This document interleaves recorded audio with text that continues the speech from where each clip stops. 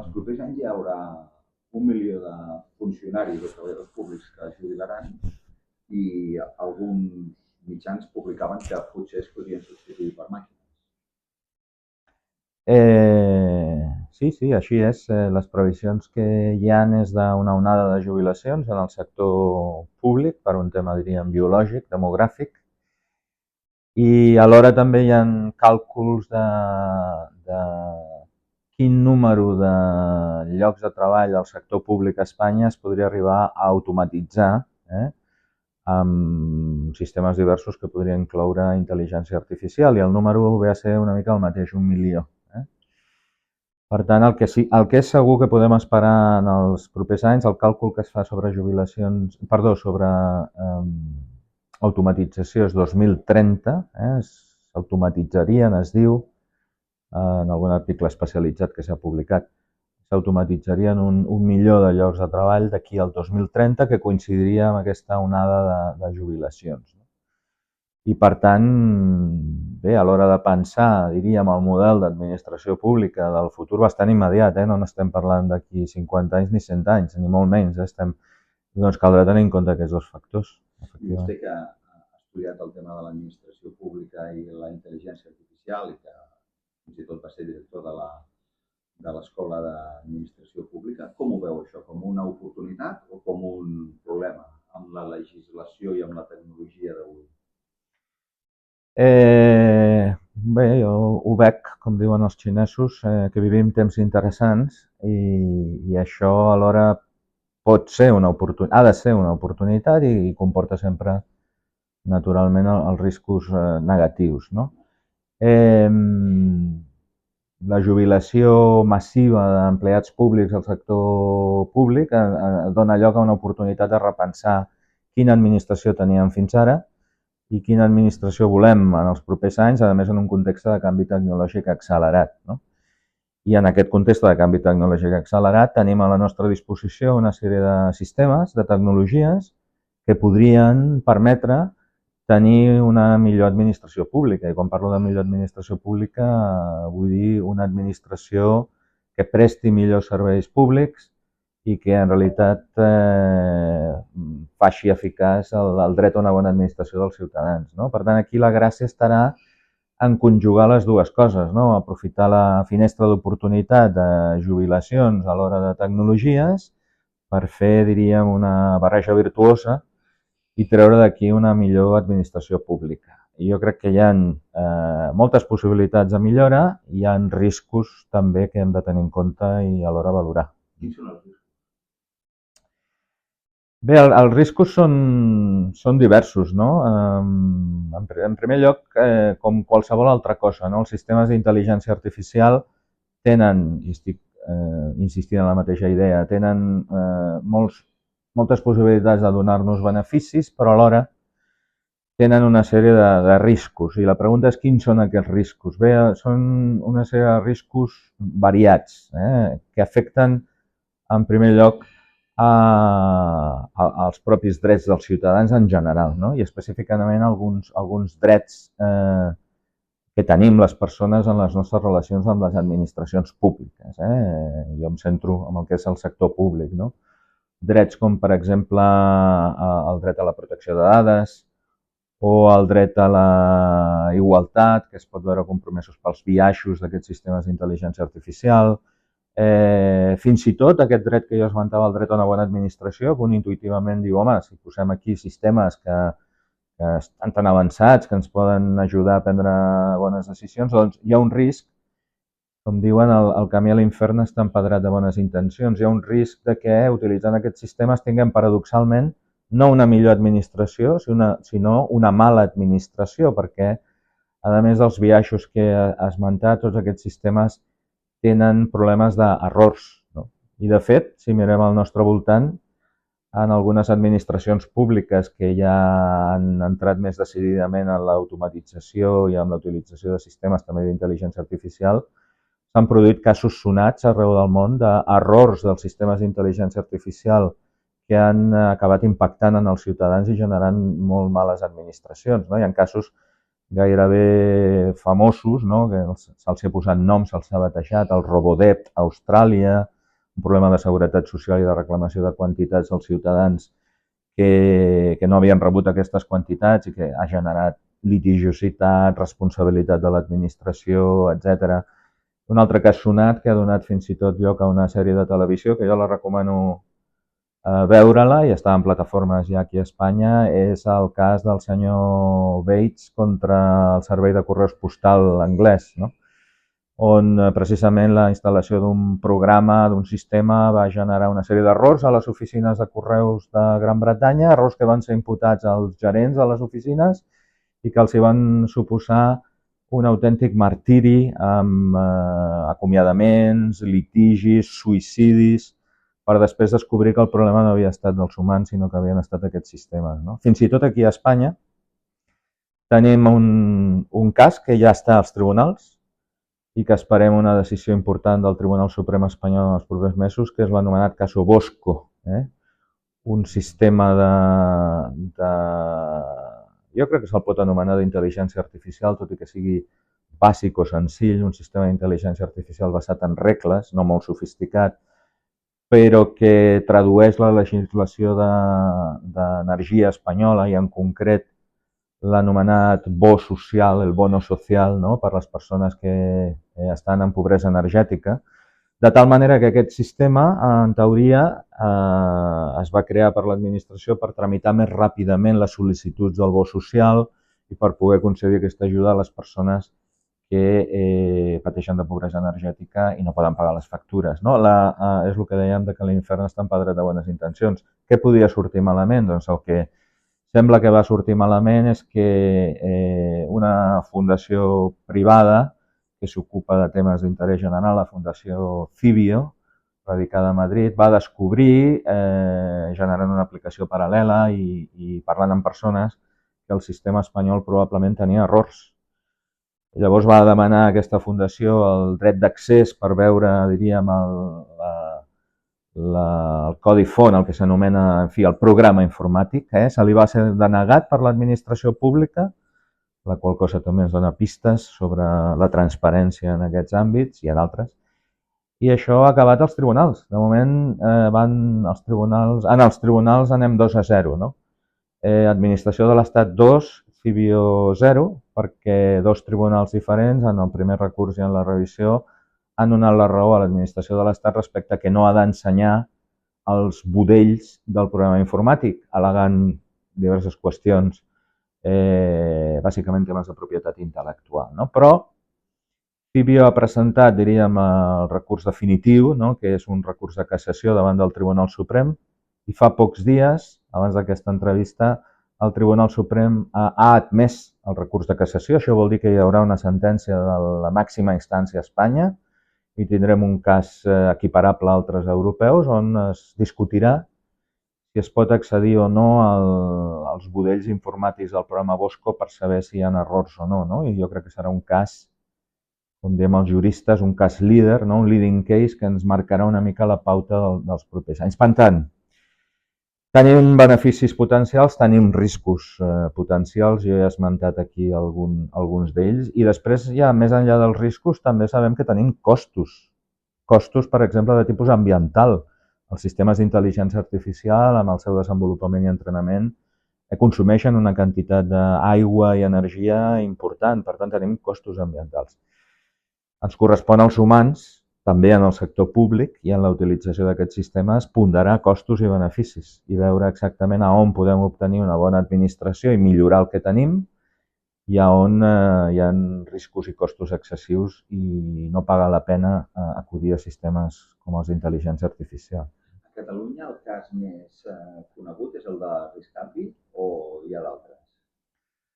Probablement el cas més conegut, més mediàtic, fins ara ha estat el de Riscampi, no? Que, en fi, per qui ens escolta i ens veu i ens llegeix, doncs és un sistema molt senzillet, algorítmic, no hi ha intel·ligència artificial aquí, tot és humà, per entendre'ns, que ha estat influenciat per un col·lega meu de la Universitat de Barcelona, el doctor Puello, i el seu equip, que hi han treballat, i és un sistema que té la voluntat d'ajudar a la presa de decisions en l'àmbit penitenciari, als funcionaris, diríem, de l'àmbit penitenciari, no? En decisions vinculades a llibertats condicionals, etc.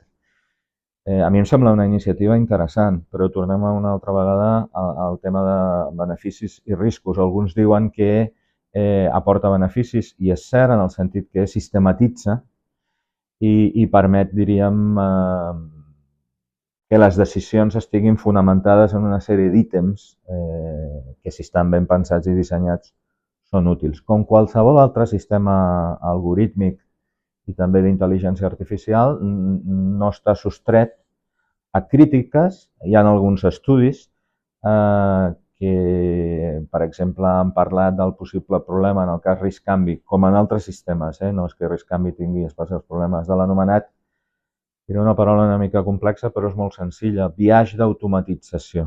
Què vol dir el biaix d'automatització? Que els humans, tots, jo, qualsevol, tendim en general a confiar molt en les màquines, perquè generalment fan la feina bé. I, per tant, generalment podem confiar en el GPS de que ens portarà on volem. Ara, de vegades, el GPS ens fica en uns camins absurds. Hi ha gent que s'ha mort per fer confiança en el GPS i els han ficat en deserts i han continuat i, al finalment, han mort de set, no? Llavors, però els humans tenim aquesta tendència, ens confiem, no? Llavors, efectivament, s'ha fet estudis sobre RISC-Canvi i es veu que podria haver-hi un possible biaix d'automatització del darrer humà que pren la decisió, perquè en més d'un 97% de casos accepta el que li diu el sistema algorítmic, no? Aquí hi hauria potser un indici de biaix d'automatització. De nou, jo crec que és una eina útil, però una eina que ha de ser utilitzada amb prudència i ha de ser revisada i avaluada, no? I això, estudis com els que es comencen a fer, doncs, són interessants en aquest sentit. Hi ha, però, a Catalunya s'estan utilitzant altres sistemes algorítmics, també a les administracions públiques i sistemes fins i tot d'intel·ligència artificial. Per exemple, s'ha extès molt també a Catalunya la utilització de chatbots. Moltes administracions públiques a nivell municipal i altres utilitzen aquests chatbots per mantenir converses amb l'usuari, no? Bé, són sistemes interessants que interactuen, que poden ajudar a transferir informació, però, de nou, els beneficis que aporten estan aquí, però també els riscos que poden suposar. Vostè com s'imagina l'administració d'aquí a 10 anys? Amb més humans que màquines, amb tantes màquines com humans, o amb més màquines que humans, però els humans portant el timó de les màquines? Si ho fem a una dècada, sens dubte, d'aquí una dècada ens tornarem a trobar i ho comentarem, però jo afirmaria avui en dia que, sens dubte, tindrem més humans que màquines a les administracions públiques. En una dècada no hi haurà una revolució extraordinària, però també, sens dubte, al meu parer, la presència de sistemes d'automatització d'activitat administrativa, inclòs també intel·ligència artificial, s'incrementarà en la propera dècada i es anirà incrementant. El que és difícil de dir és en quina proporció, perquè tot això depèn de vegades de moltes circumstàncies, no? De la pròpia tecnologia, de decisions polítiques, que van també vinculades a, diríem, una mica a l'esperit dels temps, del que la societat demandi, de la situació de les nostres administracions. Jo diria que clarament s'incrementarà l'utilització de sistemes automatitzats, més o menys sofisticats, predominaran els humans, i en la propera dècada i en les que venen, aquí el repte està en trobar en l'equilibri adequat en aquelles coses que aporten les màquines per millorar l'administració i aquelles coses que aporten els humans també per millorar l'administració. I, per tant, aconseguir, ja fa molts anys, que un enginyer de sistemes informàtics, Like Leader, va publicar un article l'any 60, em penso, i precisament parlava d'aquesta combinació entre humà-màquina. Ja es plantejava als anys 60 la necessitat de trobar l'encaix adient, no? Jo crec que és possible fer-ho de forma sensata, però tenim un risc també, i és que aconseguim el pitjor de cada món. Aconseguim el pitjor de les màquines, que ara en podem parlar, hem parlat de beneficis, de riscos, però també tenen limitacions. Manca d'empatia, maneres de raonar. Aconseguim el pitjor de les màquines i el pitjor dels humans, no? Que els humans som esbiaixats, tenim limitacions en la nostra capacitat de processar informació. Llavors, això és el que hem d'evitar entre tots i obtenir el millor dels dos mons. En aquesta administració d'aquí 10 anys, creu que serà una millor administració o pitjor que ara? És a dir, una de les coses que vostè apunta en el seu últim llibre és com la IA casa amb el dret a una bona administració. En aquest món d'aquí 10 anys estarem més a prop d'una millor administració en aquest sentit? És una bona pregunta. Jo diria que, i no és que sigui gallec, jo diria que depèn. Depèn de què? Els sistemes d'automatització de la presa de decisions administratives, inclosos els sistemes d'intel·ligència artificial, són simplement una eina. És més complexa que això, en realitat. Una vegada ho parlava amb un col·lega filòsof i tenia raó. Van més enllà de ser una mena eina, no? Però bueno, diguem que són una eina. Tindrem millor administració o pitjor administració en 10 anys, en 15 anys, en 20 anys? Diríem que és una expressió que fem servir els juristes també en algun context, que l'administració que tenim avui en dia és manifestament millorable. Per tant, jo crec que és possible, i jo hi vull creure, que tindrem una millor administració i que aquesta millor administració serà una combinació, com dèiem, d'humans i de màquines. Però aquesta visió, que no és utòpica, també es podria té a veure amb el que he dit abans. Podria ser una distopia. Dependrà de les decisions estratègiques que es prenguin ara, pensant en les properes dècades. I dependrà de decisions humanes. Això no ens ho solucionarà el xat GPT. Per tant, les decisions estratègiques que es prenguin el 2024 sobre com millorar l'administració, a Catalunya en tenim molt de marge, d'acord amb rànquings internacionals, com millorar l'administració i com combinar màquines i humans, el que ara decidim influirà la propera dècada i probablement les properes dècades. D'aquí 10 anys, si hi hagués una dana a València, amb més intel·ligència artificial, potser s'evitaria o s'evitarà la mala gestió del que ha passat a València. Per tant, per segons què, més val estar en mans de les màquines que dels humans. Sí, per segons què, més val estar davant de màquines que d'humans, sempre que les màquines estiguin supervisades per humans. Això és un element important que potser després desenvoluparem. Jo no tinc cap dubte que amb sistemes avançats d'automatització i d'intel·ligència artificial, fenòmens com aquest desastre de la dana segurament seran més fàcils de preveure i detectar.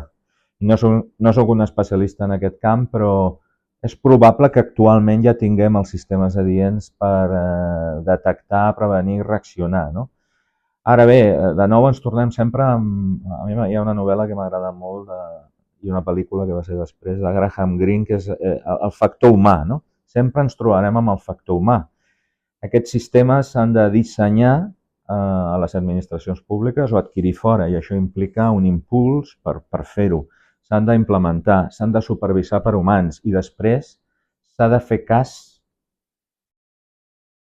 limitadament pel problema del biaix d'automatització, s'ha de fer cas de les alarmes que aquests sistemes despleguin, no? Per tant, la resposta és sí, en 10 anys i probablement ja ara, amb aquests sistemes podríem tenir millors decisions en cas de prevenció de catàstrofes. De tota manera, hi ha una anècdota que m'agradaria explicar, que és l'anècdota de l'home que ens va salvar de la guerra nuclear als anys 80, que és el coronel Petrov. El coronel Petrov treballava, evidentment era militar a la Unió Soviètica, i era responsable d'una base de llançament de míssils nuclears, no? I i un dia de principis dels anys 80 la base de míssils nuclears soviètica, a través dels seus sistemes algorítmics, va detectar un atac nord-americà nuclear. I el coronel Petrov, no era una dana, era un atac nuclear, i el coronel Petrov tenia a les seves mans la decisió de si responia a aquell atac nuclear. Si s'estava produint un atac nuclear nord-americà i no responia, suposava la destrucció de la Unió Soviètica. Si no s'estava produint, hi havia algun error en el sistema algorítmic i ell responia suposadament a l'atac nuclear, significava la destrucció dels Estats Units, que hagués reaccionat probablement abans i, per tant, la destrucció del món. Van ser una estona una mica angoniosa, no? Prevenir el desastre, realment hi havia un desastre que finalment el coronel Petrov va decidir de motu propi no reaccionar al suposat atac nord-americà. No ho va veure clar, va entendre en el context humà, va entendre que hi havia algun error en el sistema algorítmic. Van esperar els minuts corresponents i efectivament no hi havia cap atac. Semblava que va ser un error del sistema algorítmic per influència, diuen, o jo he llegit, de la llum solar, etc. Per tant, d'aquí 10 anys podrem prevenir millor les danes? Segurament. Podrem prevenir també guerres nuclears? Probablement, però de nou compten la combinació entre l'humà i la màquina i els riscos dels sistemes. Vostè en el llibre parla de la reserva d'humanitat. Això vol dir que tindrem una administració on la força bruta la faran màquines i l'última paraula d'un determinat tipus de decisions més selectiva i més, fins i tot política, la portaran els humans? O no necessàriament, sinó que la reserva d'humanitat ha d'estar en tots els nivells de l'administració? Sí, una paraula sobre aquest concepte de reserva d'humanitat. És un concepte que ja portem anys desenvolupant. Ha tingut un cert ressò en l'àmbit, diríem, jurídic administratiu. A Itàlia, per exemple, ha estat adoptat. Hi ha algun llibre recent sobre intel·ligència artificial que parla també de la idea de reserva d'humanitat. Què es vol expressar amb la idea de reserva d'humanitat? I això abarcaria tant el sector privat com el públic, però jo professionalment la meva especialització és el sector públic. No? Significaria l'existència d'una sèrie de tasques, de funcions, de decisions que no podrien ser adoptades, ara parlem específicament de decisions, no haurien. Tot això és una decisió que haurem de prendre els humans. Les nostres societats democràtiques i no democràtiques, però nosaltres vivim a Europa, hi ha un país democràtic, haurà de ser la societat qui decideixi a través dels seus representants. Algunes decisions no haurien de ser deixades en mans de les màquines. Immediatament la pregunta és i per què no? Si aquests sistemes estan tan avançats cada vegada més, tenen una capacitat de processament extraordinari, la capacitat de realitzar prediccions. Per què no hauríem de deixar aquestes decisions en mans de les màquines? Bé, la pregunta que jo també li faria a una persona del carrer qualsevol és si estaria tranquil, ho veuria bé, consideraria dient que en comptes que el judici en el que està implicat ho decidís un jutge, una jutgessa, un tribunal format per humans, ho fes una màquina, un sistema d'intel·ligència artificial. O si les decisions urbanístiques del seu poble les prengués no al ple de l'Ajuntament, sinó que el prengués una màquina, òbviament, perquè el ple delegaria la decisió en la màquina, no per altra cosa. O que la regulació sobre qualsevol aspecte, no ho sé, l'accés a la universitat o qüestions mèdiques ho prengués una màquina. Alguns se sentirien còmodes, altres menys còmodes. Els que no estiguessin còmodes tindrien un sentiment difús de la incomoditat, probablement, encara que no fossin ludites contràries a les màquines, els semblaria hi ha alguna cosa intuïtiva.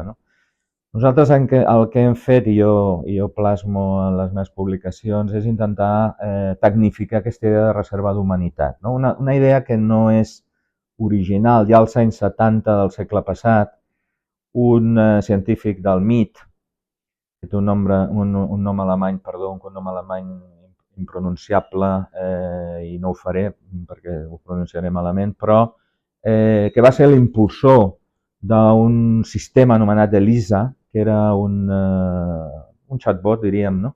Que es feia passar per un psicòleg i que la gent al final acabava confonent el sistema amb un humà i pensava que en realitat estava parlant amb un humà i li agafava fins i tot carinyo, per dir-ho d'alguna manera, no? Al sistema. Ell va detectar a través de la seva vida professional que hi havia una sèrie de funcions que no havien de ser deixades en mans de les màquines, tot i que tampoc explicava molt clarament el per què. En definitiva, la idea de reserva d'humanitat i el per què, i potser pot explicar alguna incomoditat que tenim intuïtivament, seria essencialment des de l'àmbit jurídic i des de l'àmbit de les administracions públiques per 3 raons, que poden ser extretes a altres àmbits, però en fi, ja ho farà qui consideri. Però en l'àmbit de les administracions públiques, del sector públic, la primera raó seria perquè les màquines són literalment psicòpates. Les màquines, els sistemes d'algorítmics, d'intel·ligència artificial, el més sofisticat que tinguem ara mateix, i jo avançaria que el que puguem tenir a mig i probablement a llarg termini, potser això canviarà algun dia, no ho sé, entraríem en qüestions filosòfiques i ètiques molt profundes. Però actualment, a 2024, i res fa albirar que això canviï, els sistemes són psicòpates. Per què són psicòpates? Perquè no tenen cap mena d'empatia. Per què no tenen cap mena d'empatia? Perquè no tenen l'equipatge que tenim els humans per tenir empatia. Els humans, el 99% dels humans, no som psicòpates, hi ha un 1% calculat de la població, i per tant el nostre cablejat neuronal funciona bé, tenim neurones mirall i tenim aquesta sensació empàtica de que podem entendre el que passa a un altre. Està més o menys entrenada, Jo tampoc diré que cada persona ni cada servidor públic sigui necessàriament molt empàtic, però es pot entrenar. Almenys hi ha la condició d'entendre pel que està passant una altra persona. No? Tots naixem, tots emmalaltim i tots morim i podem entendre que tots patim problemes, etc. Les màquines són incapaces de tenir la més mínima idea sobre aquestes nocions. I en el sector públic, quan es prenen decisions que afecten altres persones, expropiar, sancionar, si m'apures en l'àmbit judicial, prendre decisions sobre altres persones, aquest component d'entendre en quina situació es troba l'altra persona, aquesta comprensió humana, és important per prendre bones decisions. Les màquines no la tenen. Per tant, des d'aquesta perspectiva, el meu parer, i el parer de més gent, no estem en l'actualitat davant d'una intel·ligència artificial general, ni molt menys, i a més de no ser una intel·ligència artificial general, no té empatia. En segon lloc, aquestes intel·ligències artificials que tenim avui en dia, i a curt termini ja veurem com es soluciona això, també té difícil solució tècnica, crec, no raonen com els humans. La intel·ligència artificial més senzilleta, la intel·ligència artificial basada en regles, la vella, la de tota la vida, la dels anys 50, es basa en sistemes de processament d'informació abductius, no? És a dir, va de lo general, unes regles que li ha posat el programador a solucionar el cas concret que sigui. Per exemple, donar o no donar una ajuda per la pobresa energètica. Les més sofisticades, d'aprenentatge automàtic o profund, etc., tenen un tipus de raonament d'inferència que li diuen inductiu.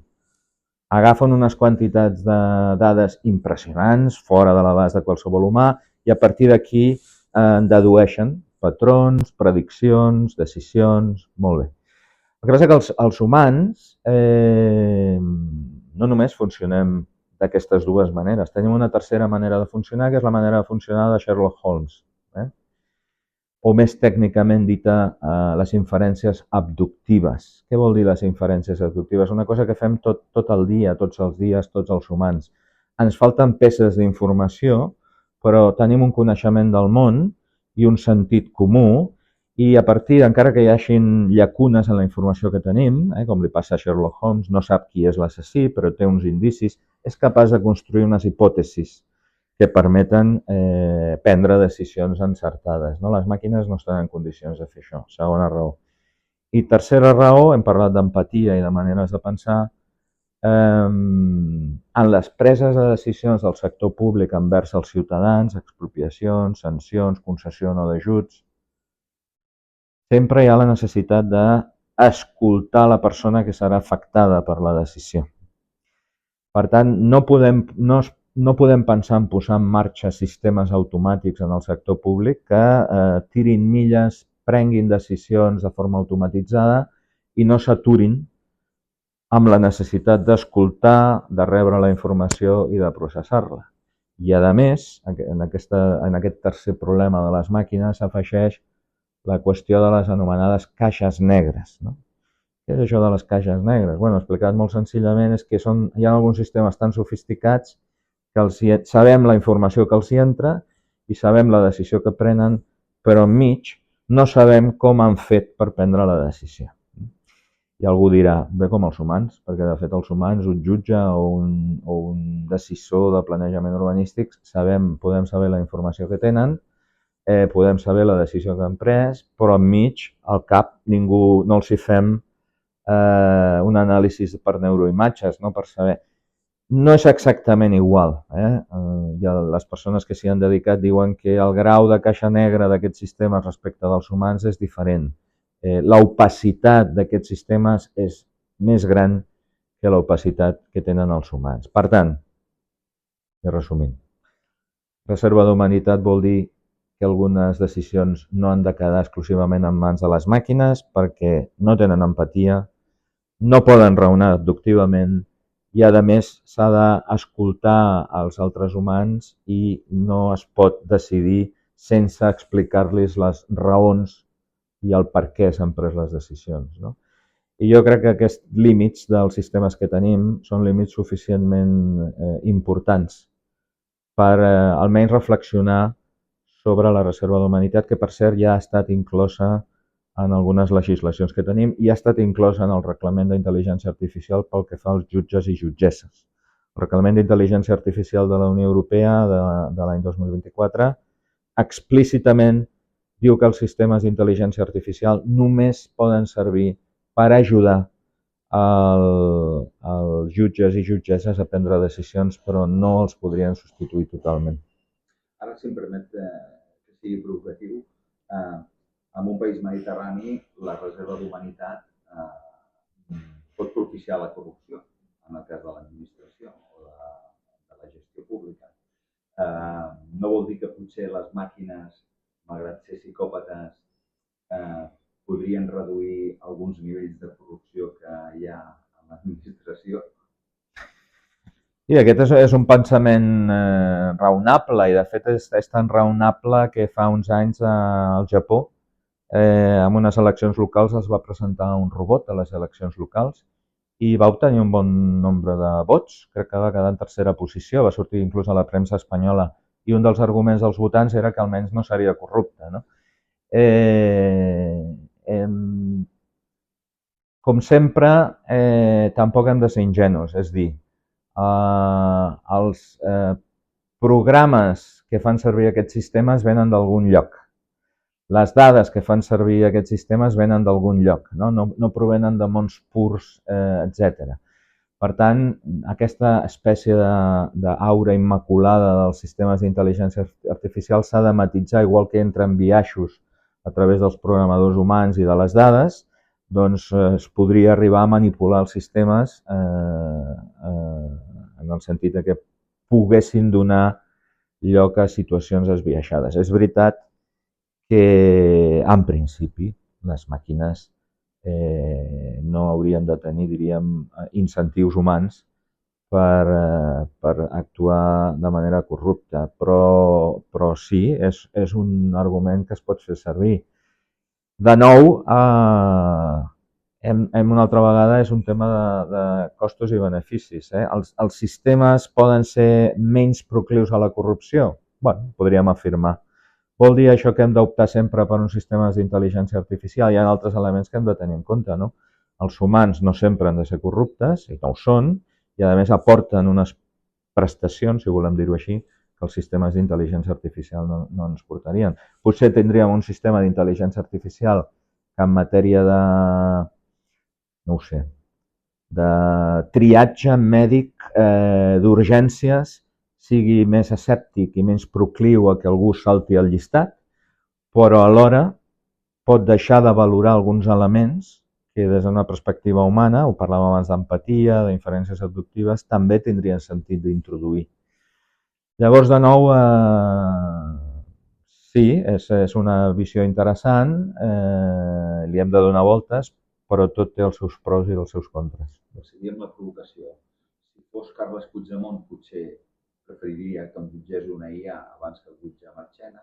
Si fos Sandro Rosell, preferiria que em jutgés una IA abans que la jutge Lamela. I si fos un veí de Paiporta, potser preferiria que gestionés la Dana una IA abans que el president Mazón.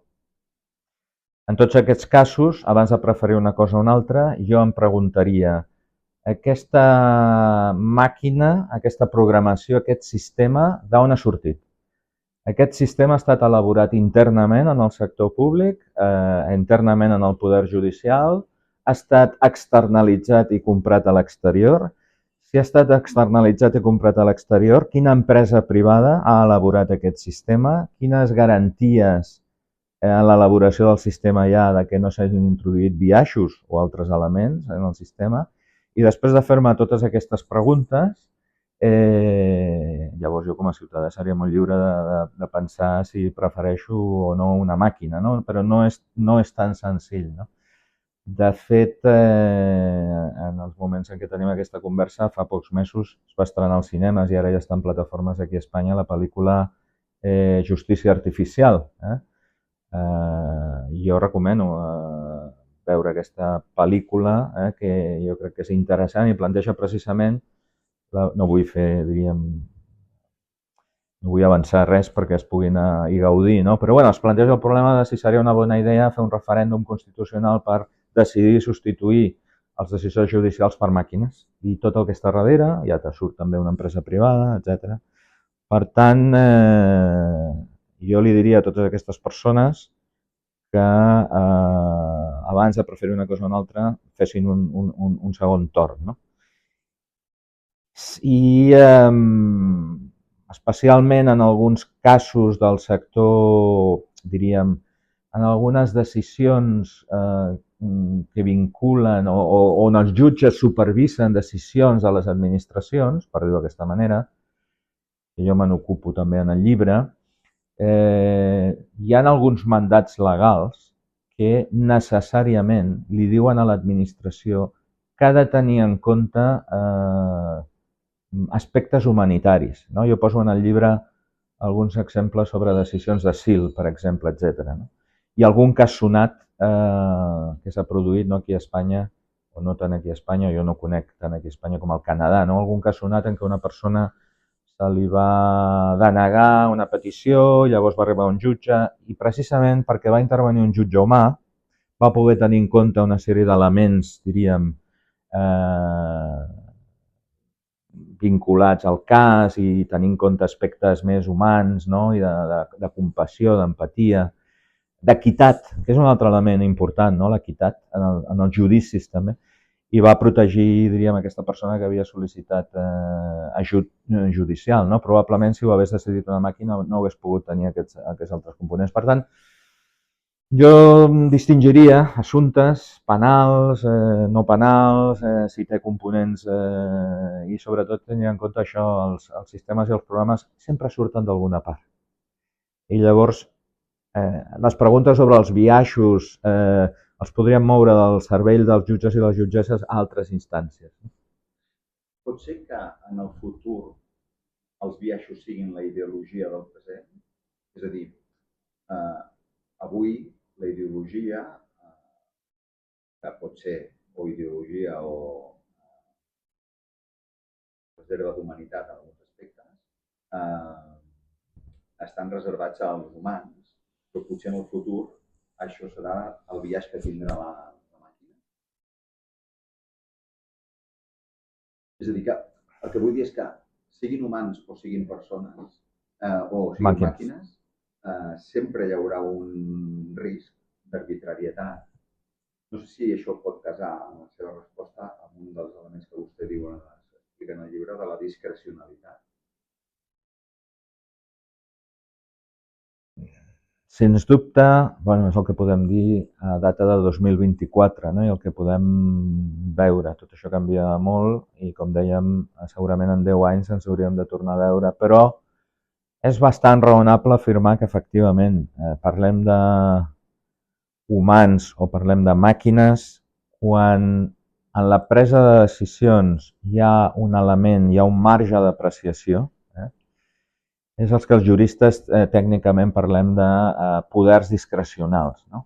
Però és igual, ho entenem de moltes altres maneres i no necessàriament en l'àmbit jurídic. No? Hi ha decisions que són pràcticament, i utilitzem aquesta expressió, automàtiques. No?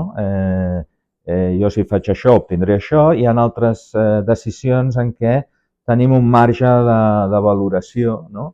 En què, en fi, un marge volitiu en què hem de tenir en compte diverses circumstàncies. No és el mateix, no ho sé, la decisió de sol·licitar un crèdit a una entitat bancària que la decisió de contraure matrimoni. Si sol·licitem un crèdit a una entitat bancària, l'entitat bancària ens ha donat unes condicions i jo sé que si el sol·licito hauré de pagar aquests interessos. Per tant, diríem que és una decisió automatitzada. Si ho sol·licito i reuneixo les característiques, el banc em dirà que sí i m'aplicarà els requisits que ja estan predeterminats. Aquí no hi ha sorpresa, no hi ha marge de... En canvi, a l'hora de triar parella, aquí entren molts components. No? Doncs això passa igual en decisions en el sector públic que en relació a àmbits discrecionals. Actuï una màquina o actuï un humà. Hi ha decisions molt senzilles en què jo crec fermament que els sistemes automatitzats i la intel·ligència artificial té aquí un paper important a desenvolupar. No? És el que també tècnicament anomenem poders reclats. No? Una mica el del crèdit al banc, no? Traslladat al nostre supòsit. No? Decisions molt senzilletes, no? Per exemple, poso un exemple. Hi ha ciutats a Europa, i algunes ja estan a Espanya, no conec encara ninguna a Catalunya, en què s'estan plantejant la utilització de sistemes d'intel·ligència artificial i l'automatització de decisions administratives de concessió de llicències d'obres. Per què? Perquè, en teoria, ara salto matisos, en teoria, la decisió de donar o no una llicència d'obres per construir un edifici és reclada i fàcil.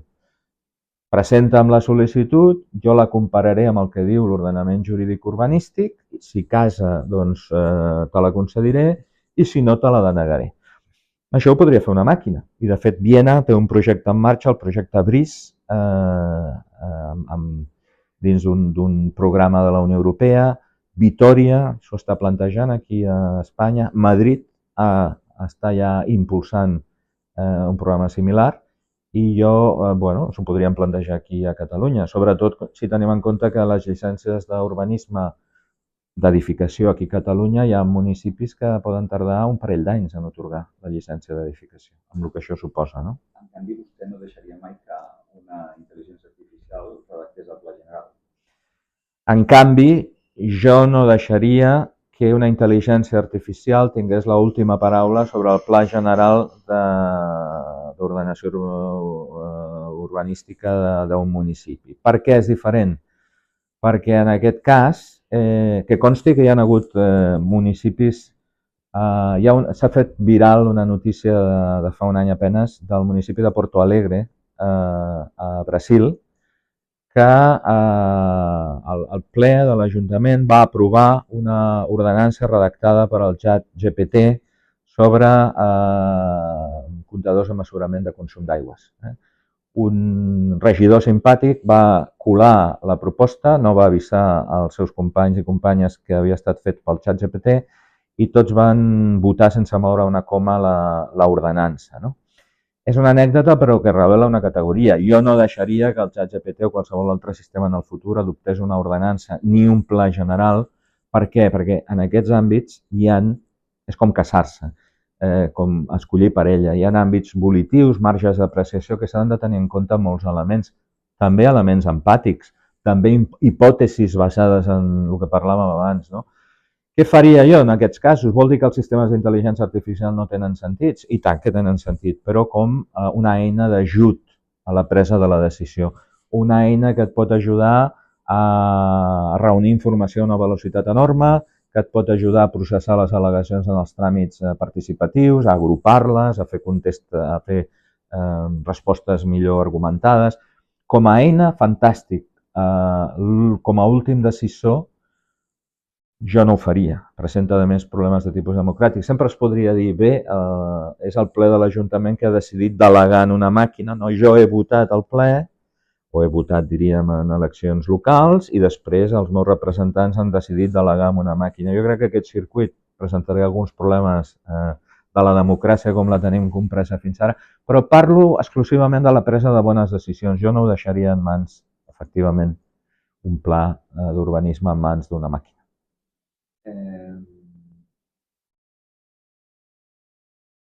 Com veu vostè la regulació europea? Com una oportunitat per al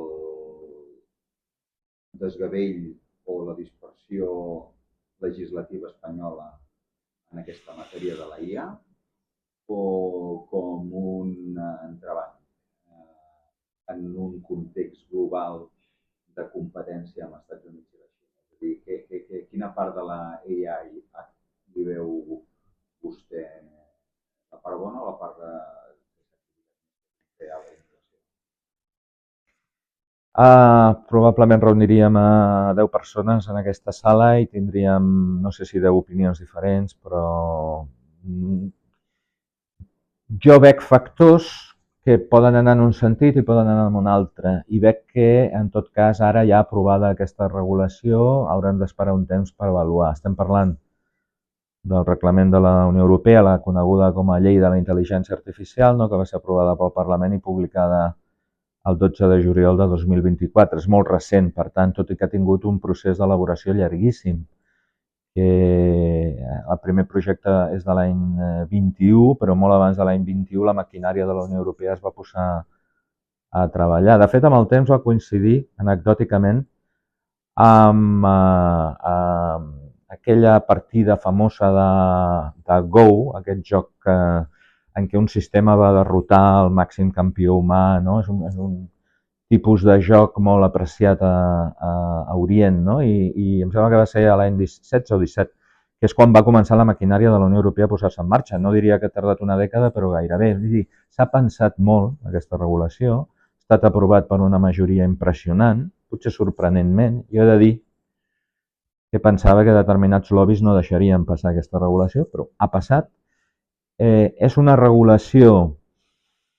Aquí la pregunta és, efectivament, petrifica, diríem, el mercat de la Unió Europea i li impedeix competir amb les empreses europees en altres empreses com les nord-americanes o les xineses. O també l'àmbit rus, oblidem l'àmbit rus, i a Rússia, en fi, persones que en saben m'expliquen que no hauríem de deixar de vista, no, l'espai rus. Ens deixen en desavantatge? Ho veurem. Jo el que sí que vull transmetre una miqueta, en fi, diguem, a les persones en general, és que serà encertada o no, el temps ho dirà, però la regulació de la Unió Europea és una regulació moderna del segle XXI, en el sentit de que no pretén rigidificar i el que pretén és ser evolutiva. I a través de diverses tècniques normatives, avaluació ex post de la norma, la possibilitat de ser desenvolupada a través de codis, directrius, vol que sigui una norma viva. Per tant, en aquest sentit podem estar relativament tranquils de que no ha petrificat i no ha quedat congelat aquesta regulació en l'any 24. No? Un altre debat en tota aquesta qüestió, no, de si és bona, petrifica, no petrifica, és que hem de tenir en compte també que més enllà de qüestions tècniques i econòmiques estem parlant d'un model determinat de vida europeu i un model determinat de relacionar-se els humans amb les màquines. I a Europa, per bé o per malament, tenim un model europeu, en certa manera, basat en la protecció dels drets fonamentals i en les idees de cohesió social, territorial i ambiental, que no és el model xinès ni és el model nord-americà. Per tant, és una regulació europea en un model europeu i en una societat europea determinada. No? Llavors, és cert que hi ha veus que diuen que ens estem disparant una mica al peu amb aquesta regulació. Hi ha altres veus que diuen que hagués estat millor continuar amb la idea de la molt publicitada, no? Dels codis d'ètica d'intel·ligència artificial i de l'autoregulació. Jo insisteixo, vull ser prudent, veurem. El que sí que crec, sincerament, és que davant del que tenim, que és aquests sistemes d'intel·ligència artificial els que vindran, un intent d'evitar els danys i els costos dels que parlàvem, no, tan rellevants, a través de mers codis ètics no vinculants i a través de suposades autorregulacions corporatives, em sembla també d'una ingenuïtat fantàstica. No? Llavors jo crec que sí que cal regulació, veurem si l'europea és la més adient i a darrere de l'europea veurem què fan les regulacions dels estats membres, no? Com és el cas de l'estat espanyol. Això no ha acabat aquí i sobretot en l'àmbit del que és el funcionament del sector públic hi ha marge i jo no tinc dubte de que en els propers anys veurem regulacions estatals i autonòmiques en matèria d'intel·ligència artificial en el sector públic. De fet, per exemple, sense anar més lluny, fa uns pocs dies València acaba d'aprovar una llei que en el seu títol inclou la idea de simplificació administrativa precisament i en un dels capítols té diversos articles dedicats a l'automatització en l'àmbit valencià. No? A Catalunya de moment no tenim res similar, però València ho ha fet, Galícia està preparant una llei d'intel·ligència artificial, Extremadura ja va dictar l'any 23 un decret llei sobre intel·ligència artificial, veurem més regulacions en els propers anys. No troba que a Catalunya estem perdent el tren una mica? En el sentit de que no hi ha una política clara d'IA vinculat a l'administració. Tenim la sort de tenir el Barcelona Supercomputing molt a prop, de tenir un ecosistema de startups envejable, de que hi ha talent, però en canvi, en cap dels discursos que s'està fent des de la política hi ha una idea de com utilitzar la IA o l'automatització per modernitzar l'administració i per fer-la una millor administració. Jo crec que... Clar, jo conec el que conec, que és el sector públic. Jo crec que ja hi ha algunes experiències. Efectivament, l'ecosistema en general jo crec que és molt favorable i jo crec que hi ha un marge aquí, sincerament, per fer dues coses. Per millorar l'administració pública, perquè en els rànquings internacionals, i no ens tenen mania internacionalment pel que fa al bon govern, doncs no estem precisament en les zones de dalt de les taules de comparatives amb altres regions europees i fins i tot de l'estat espanyol. Hi ha un marge de millora i dins d'aquesta millora, efectivament, jo crec que hi ha un marge per utilitzar, però curosament amb cap i de forma sensata per utilitzar l'automatització i fins i tot sistemes d'intel·ligència artificial. Per tant, jo crec que sí, que hi ha un marge, jo crec que ho veurem en els propers anys, i ho espero, i alhora jo crec que el que no es pot fer tampoc ara és fer moviments pendulars, que a nosaltres ens agrada molt, no? I ara passar-nos, diríem, a l'altre cantó de l'espectre i començar a automatitzar tot i a substituir humans per sistemes d'intel·ligència artificial perquè això és modern, perquè això és, si em permets l'expressió, cool, no? És guai, això és també un risc, no? Sobretot penso en àmbits més polítics, no? Per demostrar que som molt moderns, posem un chatbot a la nostra vida, posem un sistema d'intel·ligència artificial. Jo crec que la millora de l'administració, aconseguir l'eficàcia del dret a una bona administració dels ciutadans, torno a insistir, és una mica el missatge tota l'estona, passa per una combinació de l'element humà i de l'element maquinal i per una automatització amb sistemes d'intel·ligència artificial selectiva, pensada, on es mesurin costos i beneficis, no només econòmics, i es tinguin en compte. Per tant, jo crec que s'ha d'anar incorporant aquesta idea i que ho veurem, i confio tampoc que no ens passem de frenada en aquest procés. No sé si hi ha alguna cosa més del llibre o de la conversa que vulgui comentar o que se'ns hagi quedat en el temps. Potser un parell de coses només, per les persones, pels conciutadans i conciutadanes que tot això els hi sona una mica llunyà o encara no sé. Des de novembre del 22, jo crec que moltes persones, potser també va per franges d'edat, però moltes persones amb el xat GPT, no, ha hagut una petita revolució. Ja hem vist que la intel·ligència artificial no era una cosa tan esotèrica, no? I molts doncs, ja portem en el mòbil o en l'ordinador. Vull dir que ha hagut una certa, un cert coneixement més proper. Però hi ha molta gent que, tot i que utilitzi aquests sistemes, els hi semblen una mica, en fi, no sabria dir, màgics. No? Jo obro el meu llibre amb una cita d'un autor de ciència-ficció, Clarke, que diu que qualsevol tecnologia suficientment avançada és indistingible de la màgia.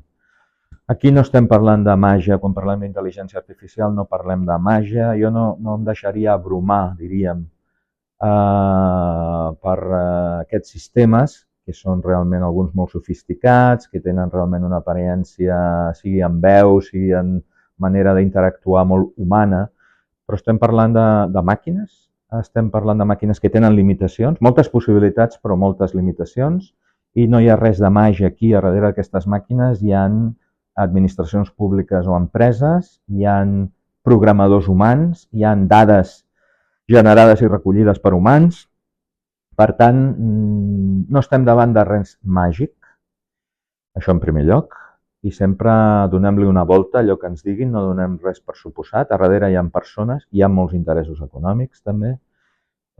Això d'una banda, no?